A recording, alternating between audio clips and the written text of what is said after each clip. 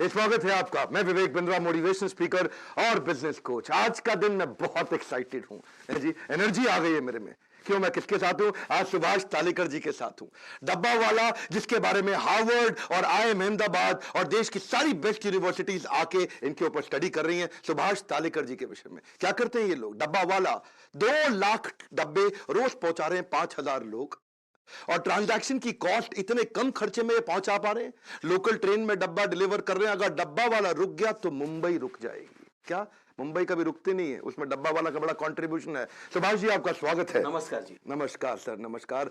भगवान विट्ठल के ये भक्त हैं, पंढरपुर में ये उनकी सेवा करते हैं, विष्णु के उपासक। सुभाष जी, एक चीज बड़ी अच्छी लगी, आपकी टीम में ना कोई सिगरेट पीता है, ना शराब पीता है, ना कोई नशा करता है। सब बड़े शाकाहारी, बड़े नियम से काम करते हैं, ना कभी स्ट्राइक होती है, और छोटी सी आय के लिए पूरी मुंबई को चला रहे हैं। ये जादू आपने किया कैसे? देखो, वैसा देखा जाए तो पंढरपुर जो हमारा पांडुरंग जहाँ पे बसता है जी। उसका वारकरी पंथ कहा जाता है। उसको वारकरी पंथ का ये नियम है। हाँ। गले में तुलसी की माल होती है। हाँ। ना कभी वो शराब पीता है, ना नशा करता है। हाँ। और ना कभी मांस मच्छी खाता है। हाँ। तो डब्बे वाले हम वारकरी पंथ से जुड़े हुए हैं। विट्ठल हमारा भगवान है, इसलिए डब्बा वाला कभी नशा नहीं करता या मांस मच्छी कभी। ऐसी मैन पावर ढूंढते कहां से? इतनी तनख्वाह देकर भी ऐसी मैन पावर नहीं मिलती आज कॉर्पोरेट्स को। सर, जिस विभाग से हम आते हैं, हाँ। पुणे जिला है महाराष्ट्र में, हाँ। वहां से हम आते हैं। हाँ। हमको कहने में अभिमान है। हाँ। वो भूमि ऐसी है, छत्रपति शिवाजी की वो भूमि है। वाह, वाह। और वो संतों की भूमि है, संत ज्ञानेश्वर हो, तुकाराम हो। हाँ। देखो, बिजनेस में क्या चाहिए? हाँ। आक्रामकता चाहिए। हाँ। तो आक्रामकता हमने छत्रपति शिवाजी से ली है। और लीनता भी चाहिए, लीनता यानी नम्रता भी चाहिए। नम्रता और भी चाहिए। नम्रता हमने संत से ली है, यानी संत से ली नम्रता,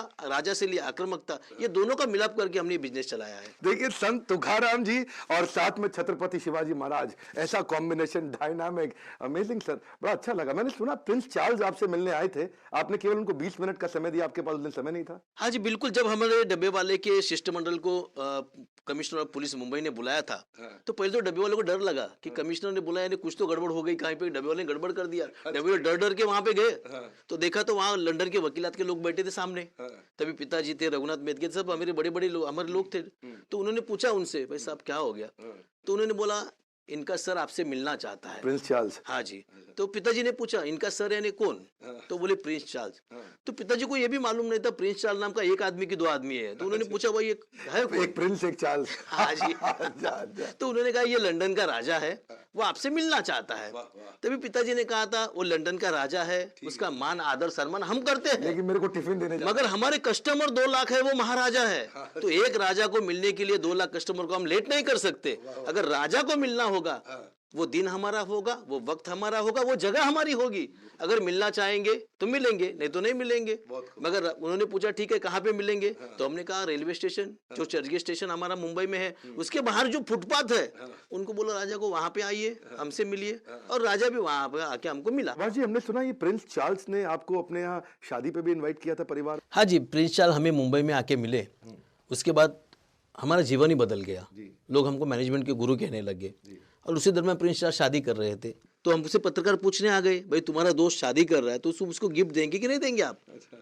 देखो, शादी पहली की दूसरी, उससे कोई अपने लेना देना तो था नहीं। क्योंकि डायना मैडम का निधन हो गया था, और कमिला भाभी के साथ मेरी 2nd शादी थी।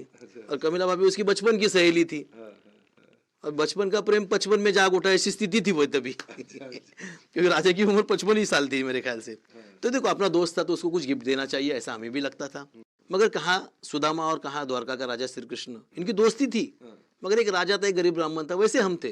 और हम तो डब्बे वाले, उसको क्या गिफ्ट देंगे? तो हमने ऐसा सोचा कि जो मराठी लोग शादी में ड्रेस पहनते हैं ना, वधू और वर, वो अपन उनको गिफ्ट देंगे, पहनेंगे कि मालूम नहीं, मगर देना फर्ज बनता है। फिर हमने वो सब पोशाक राजा का, वर्जों का लिया।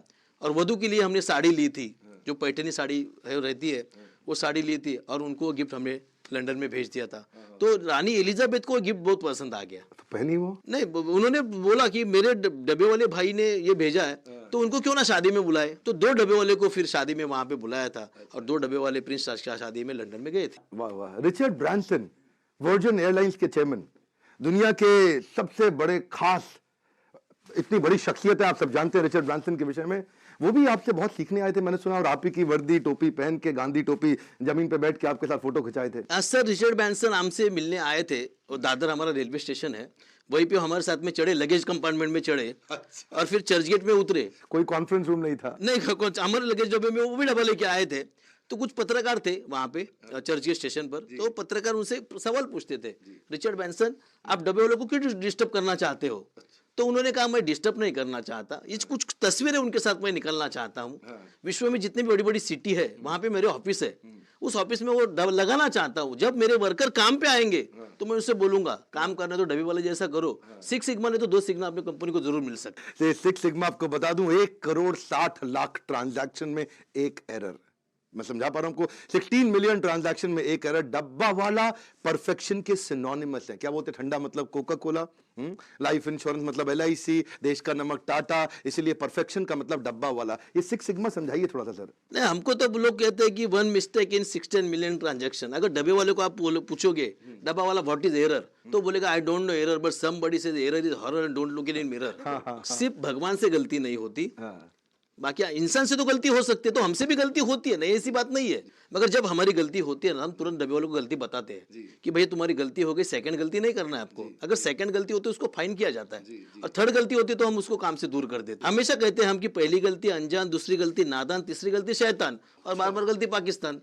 कितना भी सर्जिकल स्ट्राइक करो सुधरता नहीं है। ये मैं जानना चाहता था, 8वीं पास ज्यादातर लोग हैं आपके पास, ऐसी मैन पावर आपने जो पढ़े लिखे नहीं है, और उसको भी हार्वर्ड को मजबूर कर दिया आपने, बॉस्टन से अमेरिका से यहाँ करके आपको समझने के लिए। IIM अहमदाबाद सबसे प्रेस्टिजियस, तो मैंने सुना इसमें कुछ कलर कोडिंग करके, कुछ नंबर डाल करके आप पूरा अपना सप्लाई चेन डिलीवरी मैनेजमेंट आप करते हैं, थोड़ा इसके बारे में बताइए। देख, लगभग 5,000 डब्बे वाले काम करते हैं, मगर उसमें 3,500 तो अनपढ़ है। पढ़े लिखो लोगों का मान सम्मान आदर हम भी करते हैं। मैं ग्रेजुएट हूँ, पढ़ा लिखा हूँ, मुझे मालूम है, मगर हमने हमेशा देखा जितने पढ़े लिखे लोग ज्यादा होते हैं ना सर, उतने सवाल ज्यादा पूछते हैं, what is this, this is a what.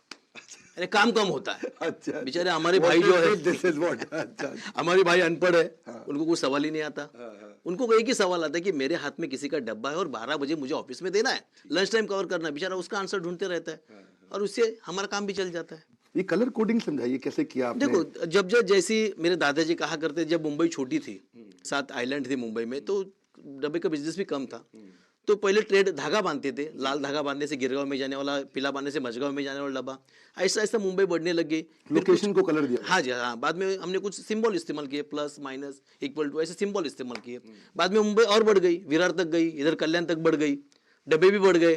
फिर डब्बे वालों ने अपनी खुद के हिसाब से हमारी कोडिंग सिस्टम बनाई, और खुदा ना खास्ता वो कोडिंग सिस्टम अच्छी चल गई, और वही जो है आपका 1 in 16 मिलियन ट्रांजैक्शन पे चला गया, एरर फ्री। देखिए, एक बड़ी अच्छी बात आप समझ सकते हैं इसमें कि पढ़े लिखे लोग अगर हों तो आपको शीट दे सकते हैं, आप प्रिंट आउट्स दे सकते हैं, आप मैनुअल फाइल्स बना के दे सकते हैं। अगर लोग पढ़े लिखे नहीं है तो colour coding, symbol, plus minus equal to. लेकिन ये शुरू में समझाते कैसे, ट्रेनिंग देते हैं अपनी मैन पावर को? हाँ जी बिल्कुल। जब डब्बे वाला हमारे पास नया जुड़ता है तो हम बाकायदा 1 महीने उसको पहले ट्रेनिंग देते हैं। डब्बे की लाइन बताती है, साइकिल ट्रैफिक में कैसा चलाना, ट्रेन में कैसा चढ़ना उतरना, ये सब बताते हैं, और 1 महीने के बाद उसको ज्वाइन करके लेते हैं। तो इतना सामान, एक डब्बा वाला कितना डब्बा लेके जाता है? एक डब्बा वाला 30 से 40 डब्बा, 30 से 40 सरासरी डब्बा। एवरेज तो होता उठाता है। कैसे है वो? देखो, उठाता कैसे, तो हम जिस विभाग से आए हैं वो मावल कहा जाता है, तो वही से वो तो हमारे ऊपर तो पर्वत है, खाइया है, तो वैसे भी हम शरीर से मजबूत है, इसलिए 30 डब्बा तो बैग थैले में लेके जाते हैं? नहीं, हमारा साइकिल होता है या हाथगाड़ी होती है, और बाद में ट्रेन में यूज करते हैं। तो एक आदमी से आप कितना पैसा चार्ज करते हैं 1 महीने का? एक बार वैसा देखा तो दूरियां जो डब्बे की होती है उसके ऊपर डिपेंड होता है। अगर विरार से मंत्रालय डब्बा आता होगा तो 1,500 भी होता है, बोरीवली से मंत्रालय डब्बा आता होगा तो 1,000 रुपये भी होता है। कितना किलोमीटर है ये? 60 किलोमीटर है विरार से मंत्रालय, 60 किलोमीटर आना और 60 किलोमीटर जाना। 120 किलोमीटर मल्टीप्लाइड बाय 25 दिन, बिल्कुल। तो इसका मतलब लगभग 3,000 किलोमीटर आप इसके लिए ट्रैवल करते हैं, और उसमें क्या चार्ज करते हैं? 1,500 रुपये चार्ज करते हैं उसको। तो मतलब समझ लो 50 पैसा पर किलोमीटर। बिल्कुल। इससे सस्ता तो मुझे लगता है ट्रांसपोर्ट सिस्टम कोई है ही नहीं देश में। बिल्कुल बिल्कुल। हाँ? ये आपने कैसे किया, इतने कम चार्ज में आप खाना डिलीवर करते हैं? अच्छा, जिसका घर से है खाना उसी को मिलता है? बिल्कुल, जिसका आपने खाना बस खाली क्या किया, 50 पैसा किलोमीटर, 1,500 रुपया महीने का आपने उसे ले लिया। एक मेरे को बहुत अच्छी चीज आपको जान के लगेगा कि इन्होंने एक रोटी बैंक भी शुरू किया है, कपड़ा बैंक भी शुरू किया है। ये रोटियां इकट्ठी करते हैं, खाना इकट्ठा करते हैं, कपड़ा लोगों से इकट्ठा करके गरीबों तक पहुंचाते हैं, उसके लिए किसी से कोई चार्ज भी नहीं लेते। आप उसके बारे में बताइए। नहीं, तो 3 साल पहले क्या हुआ था इस मुंबई में, तो मेरा भी बचपन मुंबई में गया, तो ये मुंबई में 2 चित्र मैंने हमेशा देखे थे, आपने भी देखे होंगे, कि इस मुंबई में बड़े बड़े लोग रहते हैं। नवकोट नारायण की मुंबई कहा जाता है। मुंबई में किसी भी बहाने में पार्टी तो होती रहती है, तो पार्टी में फिर खाना बचता था, तो खाना फेंक देते थे, वो देखते थे। एक चित्र ये था। दूसरा चित्र मुंबई में मैंने ये भी देखा था कि स्टेशन के बाहर फुटपाथ पर, ब्रिज के नीचे भूखे लोग सोते थे। कई जगह पे तो कचरे में से खाना उठा के बच्चा खाता था, हमने देखा था। तो ऐसा लग रहा था कि एक जगह पे खाना फेंक देते, एक जगह पे खाना नहीं मिलता है। तो मैंने मेरे भाईखला से ही चालू किया था। मैं भाईखला से पहले मेरे जो कैटरर्स है उनसे जाके मिला कि भाई तुम्हारे पास खाना बचेगा तो फेंकना नहीं, मेरे को फोन करो, मैं साइकिल लेके आएगा, खाना भाईखला स्टेशन पे जाके आप बांटेगा। अपना पर्सनल नंबर दिए? जी मेरा पर्सनल नंबर ही है वो, तो जो अभी मेरा पर्सनल नंबर ध्यान रहे आप प्रेसिडेंट हैं एसोसिएशन के। तो उसे चालू किया। फिर मेरे डब्बे वाले उससे जुड़ गए। अभी तो हमारे पास हमारे वाहन है, वो वाहन से हम खाना खिलाते हैं। यानी आज की तारीख में 500-600 लोगों को हम हर दिन का खाना खिलाते हैं, रोज? जो खाना फेंकने वाला था। तो अगर किसी के घर खाना बच रहा है तो आपको फोन कर सकता है वो? बिल्कुल, खाना बचता है तो हमको फोन करो, हमारा डब्बा वाला आएगा, वो साइकिल पे खाना लेगा और गरीबों में बांटेगा। ओह ओके, तो वो खाना जो डस्टबिन कूड़े में जा सकता था वो किसी गरीब के पेट में जा रहा है। बिल्कुल जी। तो इसके लिए क्या आप कोई नंबर शेयर करना चाहेंगे हमारे हाँ दर्शकों जी, को? अगर उसके लिए किसी का नंबर लेना हो तो मेरा खुद का नंबर लीजिए 9867221310। ये नंबर फ्लैश कर देंगे हम आपके लिए, शायद मेरे हाथ के इशारे पे दिखता हो आपको नंबर। आप इस नंबर पे फोन करें, लेकिन ये सुविधा मुंबई के लिए अवेलेबल है। मुंबई के लिए, मुंबई अभी ये मुंबई के बाहर नहीं है, पर ऐसा मिशन है, मुझे लगता है इस मिशन के लिए हम देश में सब लोगों को आगे आना चाहिए, क्योंकि बहुत जगह खाना वेस्ट हो रहा है। सर ऐसा देखा जाएगा तो मुझे ज्यादा आंकड़ेवारी मालूम नहीं, मगर भारत 135 करोड़ की भारत की आबादी है, उसमें से 20% लोगों को खाना नहीं मिलता है। यानी 25 करोड़ लोग ऐसे भारत में जिनको खाना नहीं मिलता है। अभी बहुत बड़ा स्कोप है। तो हम तो ये चाहेंगे कि जय कई लोगों को अपील करेंगे, आपके आजू बाजू में अगर खाना खराब होता होगा, फेंकने वाला खाना होगा, तो आप वो लीजिए और आपके बाजू बाजू में कहीं गरीब दिखेगा आपको और उसको खिलाइए, ताकि उसकी भूख मिट सकती है। मैंने सुना मोदी जी के स्वच्छ भारत आंदोलन में भी आप जुड़े, आप समुद्र के किनारे काफी साफ सफाई आपने किया। मुझे अभी भी याद है 25 दिसंबर 2014 नरेंद्र मोदी साहब वाराणसी में भाषण करते थे। समय होता 1:35 का। मैं भी लाइव भाषण देख रहा था वो, और उन्होंने स्वच्छ भारत के दूत नियुक्त किए। उसमें डब्बे वाला भी था, गांगुली भी थी, उसके साथ हमारा भी नाम था। अभी तो मैंने देखा कि नरेंद्र मोदी साहब ने अपने दूत नियुक्त किया है, तो मुझे मालूम था कि 2 बजे हम लोअर पुलिस स्टेशन पे आते हैं, तो मैं 2-3 डजन झाड़ू लेके लोअर पुलिस स्टेशन गया, मेरे डब्बे वाले साथी थे, तो 2 बजे हमने लोअर पुलिस स्टेशन में साफ सफाई की मुहिम चालू कर दी थी। तभी तो नरेंद्र मोदी साहब का भाषण ही चल रहा था। तो एक जगह मोदी साहब का भाषण चल रहा है, एक जगह पे हमारे साफ सफाई चालू कर दी। यानी आधे घंटे में रिस्पांस किसने दिया था? तो मुंबई के डब्बे वाले ने दिया। अच्छा, थोड़ा वो कपड़ा भी आपने काम शुरू किया, कपड़ा बैंक, उसके बारे हाँ में जी, कपड़ा बैंक का भी सर ऐसा था कि मुंबई ऐसी नगरी है जहाँ का कपड़े की चमक कम होती है तो लोग कपड़े बदल देते हैं। और मुंबई से लग के इलाका है पालघर, डहानू, जवार, मोखाड़ा, ये आदिवासी इलाका है, और वहाँ पे कपड़े नहीं मिलते। अभी वैसे देखा जाए तो हम डब्बे वाले के कस्टमर भी तो है ना, जिसके हम डब्बे पहुंचाते उनको अपील करते कि भाई अगर तुम्हारे पास कपड़ा होगा तो फेंकना नहीं, आप हमें दे दो, हम उसको प्रेस करेगा और दिवाली के पहले जाके आदिवासी एरिया में बांटेगा। कम से कम उनको कपड़ा तो मिलेगा। आदमी की जरूरत है क्या है? रोटी, कपड़ा और मकान। अभी मकान हमको ही रहने को नहीं तो हम किसी को दे नहीं सकते। लेकिन इसमें आप पैसा तो नहीं मिलता है? नहीं, बिल्कुल पैसा नहीं, इसमें कुछ नहीं, कोई पैसा नहीं मिलता। तो ये बिना पैसे के आपकी मैन पावर कैसे तैयार हो जाती है करने की? देखो ये अगर मन में किसी को मदद करने की भावना हो ना, तो पैसा कोई मायने नहीं रखता। जो मेरे डब्बे वाले साथी हैं उनको ऐसा लगता है कि चलो थोड़ा अपनी मेहनत करेंगे तो किसी की भूख मिट सकती है, किसी को कपड़ा मिल सकता है, तो करने में क्या जाता है। This is called amazing execution. जो आपका मेन काम है उसके साथ साथ आपने पैरेलल भी काफी सेवाएं शुरू कर दी हैं। सर एक बात मेरे ध्यान में आती है, जो फेडेक्स है दुनिया की नंबर 1 कोरियर कंपनी, आज वो नंबर 1 कोरियर कंपनी को भी आपसे सीखने के लिए बहुत कुछ है। आप बिल्कुल लेट नहीं होते, खाना भी आप टाइम से पिकअप करते हैं। मैंने सुना है कि अगर टिफिन 2 मिनट से लेट कर दे कोई महिला घर में देने के लिए, तो आप उसको वार्निंग दे देते हैं, भाई लेट करेंगे तो आगे चलेंगे नहीं। हाँ देखो, हम जब डब्बे वाला क्या करता है, पहले दिन घर पे जाता है, जो हमारी भाभी होती है उससे बात करता है, भाभी मैं 9 बजे आपके यहाँ पे डब्बा लेने को आऊंगा, 9:02 नहीं, 9 बज के पहला रेडी रखो। अगर डब्बे वाला पहला दिन जाता है, डब्बा रेडी नहीं होता है, भाभी को लगता है इतना फास्ट डब्बा वाला नहीं आएगा। वो डब्बा वाला बोलता है भाभी से, भाभी क्या हो गया, 9 बजे बज गए। भाभी बोलती है डब्बा वाला 5 मिनट रुकना, मैं चपाती बनाती हूँ। वो तो डब्बे वाला पहले दिन बोलता है ठीक है 5 मिनट आपके लिए मैं आज रुकता हूँ, लेकिन कल से रुकने वाला नहीं हूँ, क्योंकि ट्रेन नहीं रुकेगी, ट्रेन मेरे लिए रुकती नहीं है। फिर वो 5 मिनट रुकता है और डब्बा लेके जाता है। अभी भाभी को ऐसा लगता है कल डब्बा वाला रुका तो शायद दूसरे दिन भी रुकेगा। दूसरे दिन डब्बा वाला जब जाता है तो भाभी बोलती है रुक, मेरा चावल बनना बाकी है। तो डब्बे वाला रुकता नहीं है, वो डब्बा छोड़ के चला जाता है। फिर ऑफिस में जाने के बाद भाई पूछता है मेरा डब्बा किधर है, तो बोलता है मैं घर पे गया था लेकिन डब्बा रेडी नहीं था। अभी भाई घर पे जाके भाभी को क्या बोलता है, हमको तो नहीं मालूम क्या बोलता है। अगर तीसरे दिन जब डब्बे वाला जाता है, बेल दबाता है, तो झट से हाथ में भाभी डब्बा देती है। यानी वो जो हमारी भाभी और भैया को नहीं डरती, ये डब्बे वाले के बेल से डरती है। तो खाना पहले तैयार रहता है? बिल्कुल बिल्कुल, एकदम आपके आने से पहले। देखो डब्बे वाला, हर डब्बे वाला 30 डब्बा जमा करता है। अगर हर कोई आदमी उसको 2-2 मिनट लेट करेगा तो 1 घंटा लेट हो जाएगा, लंच का हमारा डिनर हो जाएगा। फिर इसलिए हम लोगों को भी कहते हैं, बारिश तूफान में भी आप लोग टाइमली पहुंच जाते हैं, कैसे करते हैं? जब तक मुंबई की लाइफलाइन है लोकल, हमारी लाइफलाइन भी लोकल है, जब तक लोकल चलती है धूप हो बारिश हो जो भी, तब तक मुंबई के डब्बे वाला चलता है। अगर लोकल रुक गए तो हम भी रुक गए। देखिए एक बात है कि आपके यहाँ कभी मैंने सुना स्ट्राइक भी नहीं होती है, क्योंकि मुझे लगता है क्योंकि आपने लोगों को एम्प्लॉय नहीं रखा, उनको ओनर बना दिया है, शेयर होल्डर बन गए हैं वो आपकी कंपनी में। एक वर्कर जो 8वीं पास नहीं है वो आज शेयर होल्डर है, कंपनी का प्रॉफिट के अंदर ओनर हो गया है वो। ये कोऑपरेटिव मॉडल है, इसके बारे में समझाइए सर। हमने देखा था मुंबई में 1982 एक स्ट्राइक हुआ था। 1982 में 82 में 1982 में मुंबई में 64 मिल हुआ करती थी, 64 मिल, 64 मिल थी, और सब वहां पे गिरनी कामगार काम करते थे। 2.5 लाख गिरनी कामगार काम करते थे। स्ट्राइक हो गई, अभी भी स्ट्राइक खत्म नहीं हो गई, यानी गिरन तो बंद हो गई, मिल तो बंद हो गई, वो गिरनी कामगार बेमौत मारे गए। तभी मेरे दादाजी थे, हमारे पास भी 35 कामगार थे ना। अच्छा, तो कामगार भी आखिर सब कर सकता है।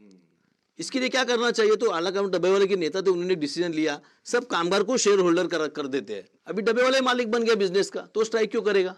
इसलिए 128 साल की हमारी हिस्ट्री में कभी स्ट्राइक आया नहीं। Amazing, amazing, this is outstanding. आपकी जैसी इंस्पिरेशनल पर्सनालिटी से देश को बहुत सीखना चाहिए। सुभाष जी, वैसे तो आप लोग की बड़ी अचीवमेंट्स रही हैं, पर मैंने सुना है कि आपको ISO सर्टिफाइड भी किया गया और 6 सिग्मा भी आपको सर्टिफिकेशन मिला, और इसके पीछे भी कुछ अजीब सी कहानी थी। आप अगर कुछ शेयर करना चाहें हमारे दर्शकों से। देखो, हमको 6 सिग्मा मिला, ISO सर्टिफिकेट मिला। ये सर्टिफिकेट पाने के लिए तो डब्बा वाला काम नहीं करता है। और वैसे अगर डब्बे वाले से अगर आप पूछोगे ये सर्टिफिकेट आपके जीवन में क्या मायने रखती है, तो बोलेगा ये सर्टिफिकेट हमारे जीवन में 0 मायने रखती है। क्योंकि ये सर्टिफिकेट मिलने से ना डब्बे वाले की आमदनी बढ़ी है, ना कुछ काम कम हुआ है। ठीक है, मान सम्मान जरूर मिला है। अगर अच्छा काम करोगे जीवन में तो मान सम्मान आदर मिलेगा, लोग तुमको ढूंढते आएंगे, आप कहाँ पे होगे, वहीं पे आके सत्कार करेंगे और सर्टिफिकेट देंगे। तो मैं लोगों को अपील करना चाहता हूँ, जो भी काम करना है तन मन लगन से कीजिए, यश जरूर मिलेगा। अपने आप सफलता पीछे आएगी। बिल्कुल जी, बिल्कुल। तो ये सर्टिफिकेट्स आपको कब मिले, किस साल में मिले, और कैसे आपको सर्टिफाई किया, इसका क्या प्रोसेस रहा था? वो तो हमको मालूम भी नहीं सर। 6 सिग्मा हमको दिया गया, मेरे ख्याल से दिल्ली यूनिवर्सिटी के कुछ स्टूडेंट 20 स्टूडेंट मुंबई में आए थे। तभी सीके प्रहलाद, जिनको मैनेजमेंट का गुरु कहा जाता था, हालांकि 2-3 साल पहले उनका निधन हो चुका है, उन्होंने वो टीम भेजी थी। वो टीम वहां महीना भर मुंबई में रही, वो पूरे डब्बा का सर्वे किया, और फिर वो रिपोर्ट उनको दी, उन्होंने फोर्ब्स मैगजीन को दी, और फोर्ब्स मैगजीन ने वो 6 सिग्मा के बारे में डब्बा वालों को बोला कि 6 सिग्मा से बढ़कर इनका काम है। और ISO सर्टिफिकेट आपने अप्लाई नहीं किया है? नहीं, हमने नहीं। हमको डब्बा वालों को अर्जी लिखने को नहीं आता है, फॉर्म भरने को नहीं आता, तो हम कहाँ पे करेंगे अर्जी कि हमको सर्टिफिकेट दे दो। और ISO कैसे? ISO सर्टिफिकेट वाले भी हमारे पास आए थे, भाई तुम्हारे पास 6 सिग्मा है? बोला है। तो लोगों को पहले ISO मिलता है, बाद में 6 सिग्मा मिलता है। तुम्हारे पास पहले से है तो ले लो, तो हमने भी दे दो। अरे कहने की बात सर ये है, तुम अच्छा काम करो, लोग अपने आप ढूंढते आपको आएंगे और अपने को सर्टिफिकेट देंगे। अगर आप प्रॉब्लम सॉल्विंग प्रोडक्ट बिल्ड कर दें तो प्रॉफिट अपने आप आता है। Please do not run behind profit, look for more problems in life of your customer. ढूंढिए कौन सी ज्वलंत समस्या आप मार्केट की सॉल्व कर सकते हैं। आज 2 लाख डब्बे ये पहुंचाते हैं और खाली 2 लाख डब्बे वापस भी लेके आते हैं। 4 लाख डब्बों का ट्रांजैक्शन वो 5000 डब्बे वाला करते हैं, आपस में प्रॉफिट बांटते हैं, कोई लड़ाई झगड़ा नहीं, कभी कोई स्ट्राइक नहीं, कोई तकलीफ नहीं हुई। मैं बहुत बहुत धन्यवाद करना चाहता हूं सुभाष भाई, आपने आज समय निकाला, आप आज हमारे स्टूडियो आए, क्योंकि ये इतने बिजी व्यक्ति हैं जो प्रिंस चार्ल्स से नहीं मिले, लेकिन आज उन्होंने आपको हमको समय दिया। आपका बहुत बहुत धन्यवाद, और हमारे दर्शकों का भी बहुत बहुत धन्यवाद। और आपसे आज एक और रिक्वेस्ट करूं, क्या नीचे कमेंट बॉक्स में बताइए आप आज किसकी केस स्टडी और सुनना चाहेंगे। वर्ल्ड का नंबर 1 एंटरप्रेन्योरशिप यूट्यूब चैनल बनाने के लिए, मिलियंस ऑफ सब्सक्राइबर्स तक पहुंचाने के लिए, बेल आइकॉन हिट करते रहने के लिए, वीडियोस को लाइक करके हमारा उत्साह बढ़ाने के लिए, हर बार की तरह आपका प्रेम पूर्वक इस बार भी बहुत बहुत धन्यवाद। सुभाष भाई बहुत बहुत धन्यवाद।